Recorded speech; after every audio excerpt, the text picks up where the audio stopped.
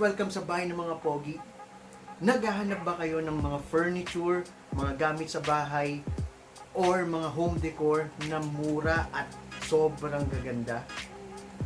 Pwes, manood kayo ng video na to at tapusin nyo hanggang huli dahil siguradong mag-i-enjoy kayo sa pupuntahan natin. Kaya, panoorin mo to, okay?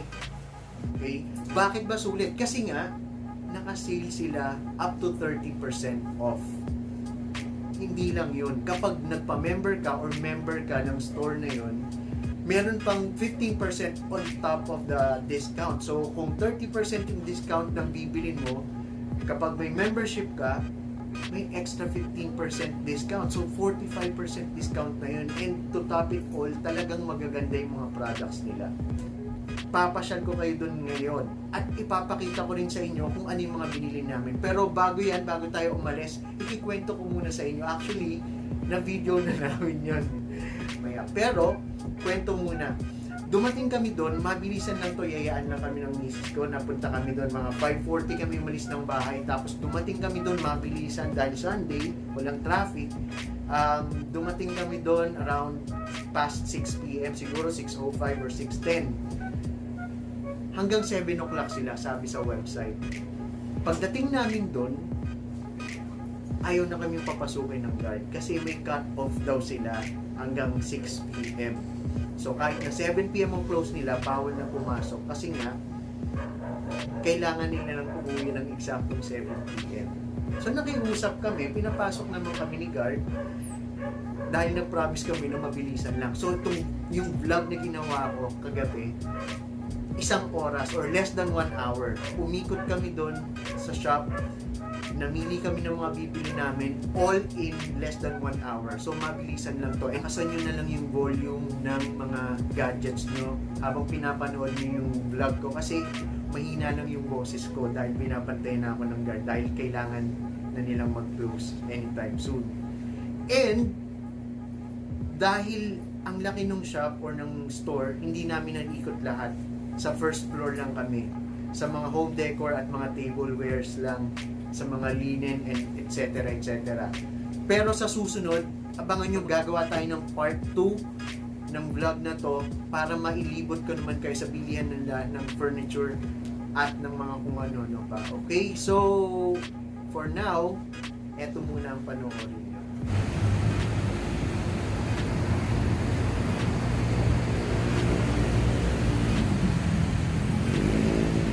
Tayo ngayon sa Mandaue Foam, papasyal na naman tayo. Mandaue Foam, Kainta.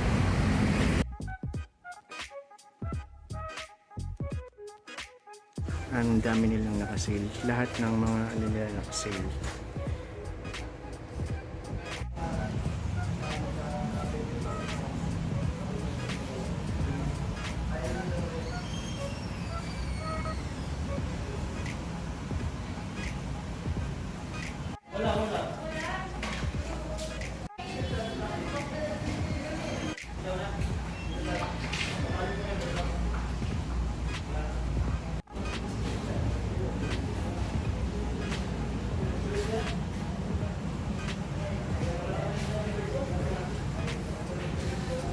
$913, $445, $262,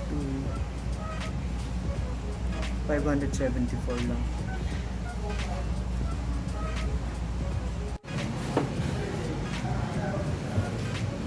Ito mga ganyan, wall art, 3D.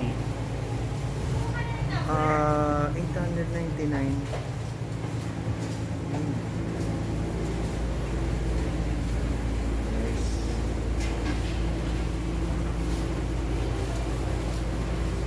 $700.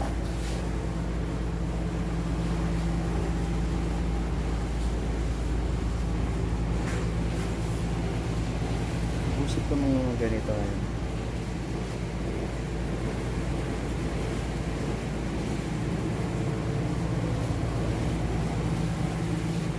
Wall art, 400. Do what makes you happy. 315 frame. 1-1. Ay, kita ako. Grabe ito, 3.1 lang.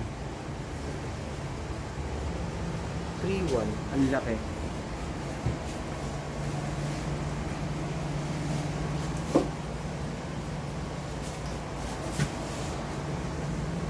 Ito pa.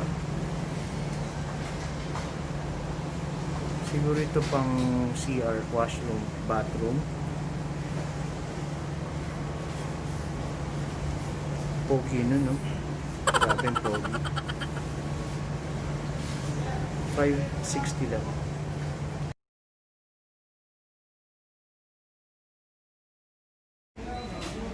Gold 600.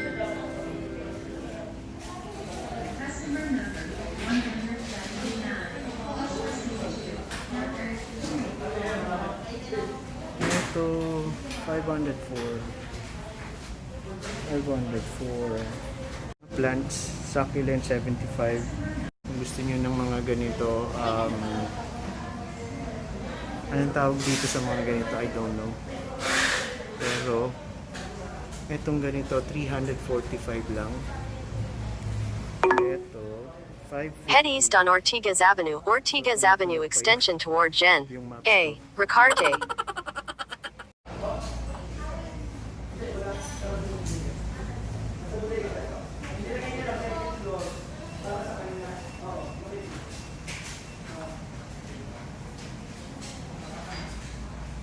Bibili ako nito.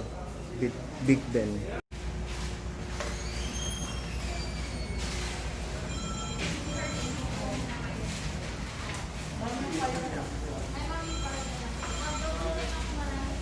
Ito 550.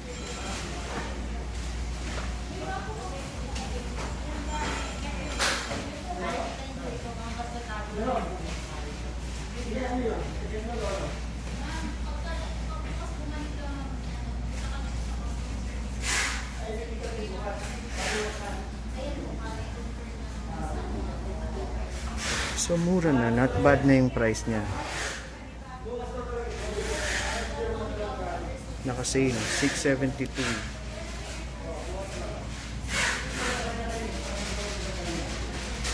One.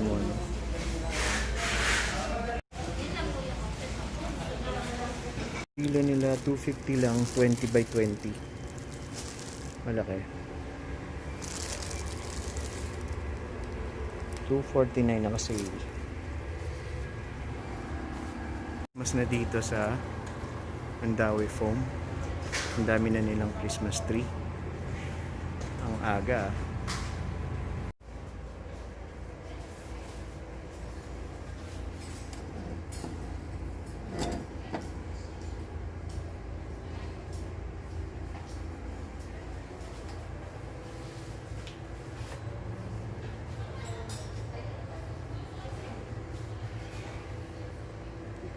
So ang mumura ng mga tinda nila kasi naka-sale lahat.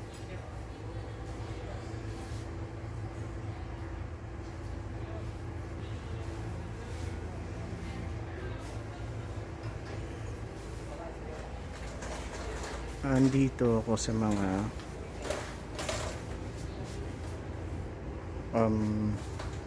tablewares.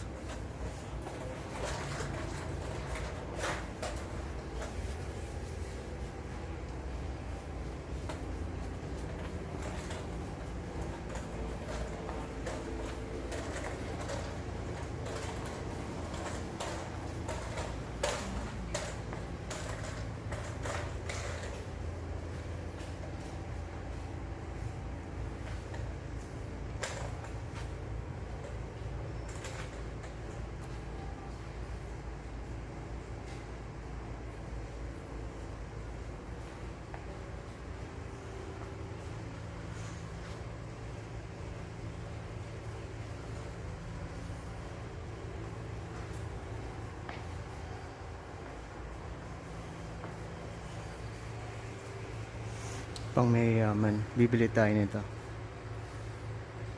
6.5 lang, oh, mura. Oh, ito 4,000 para sa 3.4 na lang siya. Para sa dining table. Bagay ito para sa dining table. Ito black. Yung mga floor lamp nila, ganda rin.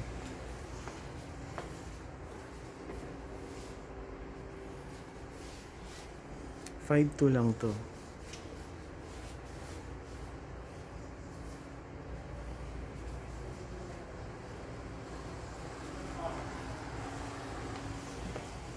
Wow, 3,100 lang.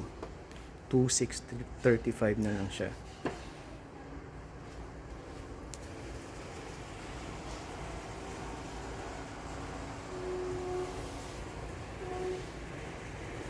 Mga comforter tsaka bedsheet.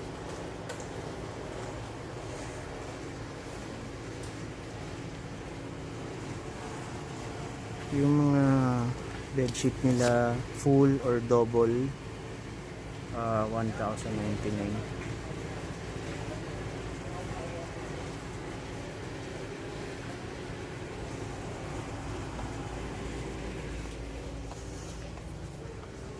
Ang comforter nila ay nasa 1,334 na lang. Queen size. Mura na yun, 1,334. Ayan mga color. Tins nila.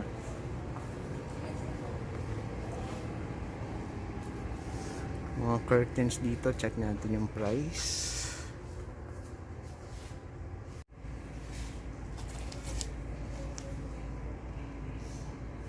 Walang price.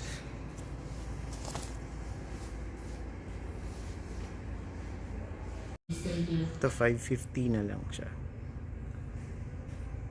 From 660. Mga throw pillow nila. Ang pillowcase nila ay 169.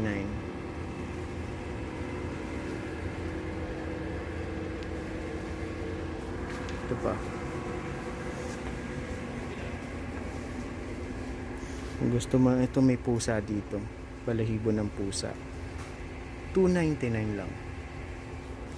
Ang size ay 17 by 17 inch. So yun na nga guys, nakauwi na tayo galing sa Mandaue Foam. Hindi ko na na-video lahat kasi 1 hour lang yun. Lahat ng binili namin, lahat ng inikot namin din 1 hour lang. Kasi nga, pasara na siya. So nakiusap lang kami sa guard security na papasukin kami kasi sayang naman yung punta namin doon kung hindi kami makakapasok. So isang oras na lang, pasara na siya. Ngayon, ang gagawin natin, papakita ko sa inyo yung mga binili namin doon. Sobrang mura ng mga gamit nila doon. Tapos yung iba pa, karamihan naka-sale ng 30% off, 30 to 20% off. Pero kahit naman hindi siya naka-sale, yung mga price doon, prices ng mga products nila, ang mumura kumpara sa ibang mga mall na mga Home Depot or etc. Like, yung salamin, may binili kami yung salamin nga pala, hindi ko mapapakita sa inyo, pero papakita ko yung picture. So, eto na yung bathroom mirror na binili namin, pero tumingin kami kahapon nito sa Wilcon Builders, nasa 1,000 up yung price niya. I think parang nasa 1,500 to 1,800, mga ganun. Pero eto, 560 lang regular price, may discount pa kung member ka. Regular price. Kapag online daw binili, less 20% pa. At hindi lang yun. Kapag member ka pa, meron ka membership card dun sa Mandaue Foam, may extra 15% pa discount on top of the 20% or 30% na discount. So kung nakasale na yung product nila ng 20 to 30%, dadagdagan pa nila ng 15% kung may membership tayo. Wala akong membership. So siguro next time papa-member na tayo. So umpisa na natin, i-unbox, unwrap na natin yung mga pinamili natin at sasabihin ko sa inyo yung prices. Okay? Eto ang natin binili. Pagkapasok namin doon, nakita ko na siya agad. Sabi ko, gusto ko nito para dun sa studio ng bahay ng mga pogi. So, eto ay para siyang silver na ceramic na something. home decor siya na Empire State Building. Empire State Building. Mura lang siya. Ito pala yung mga receipt. Hindi ko memorize yung price. So, etong Empire State Building na to, 330 siya. So, okay na rin, 330. Kasi, parang ang ganda ng meron kang mga building sa somewhere in your office or room. So, kaya pinili ko to. Para to sa bagong studio. 330. Next, bumili tayo ng isang dahon. Dahon, 40 pesos kasi, di ba pumunta tayo sa halamanan kahapon? Walang monster, ano ba plant yun?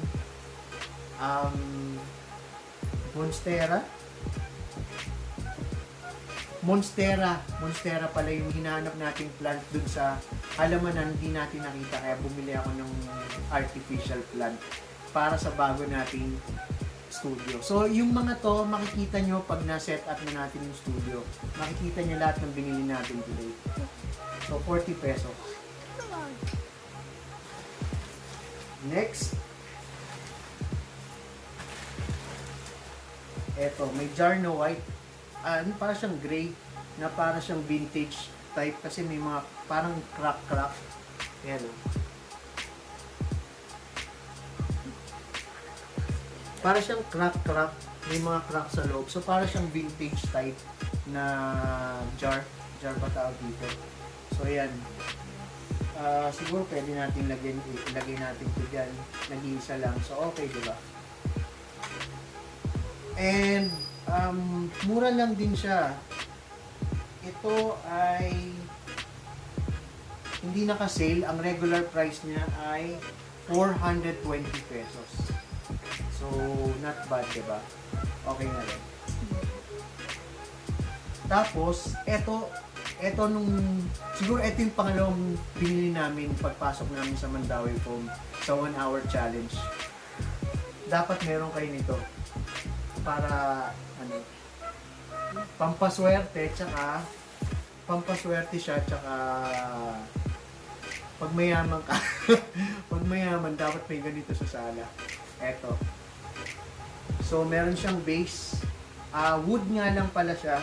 Wood siya na parang rustic type or vintage type. Kasi, meron siyang mga discoloration. So, ayun yung base niya, kahoy. Kahoy lang siya. So, ito yung likod niya. Ito yung harap niya. May mga carvings. Ayan. So, ito yung base. Okay, diba? So, dapat meron kayong ganito sa sala nyo para mukhang rich kid, di ba? Ang mura lang nito kasi kung sa ibang mall, mahal to eh. Pero doon, ang bili lang namin dito ay 640. 640 lang. Okay na, di ba? Ang laki kasi, tsaka parang vintage type.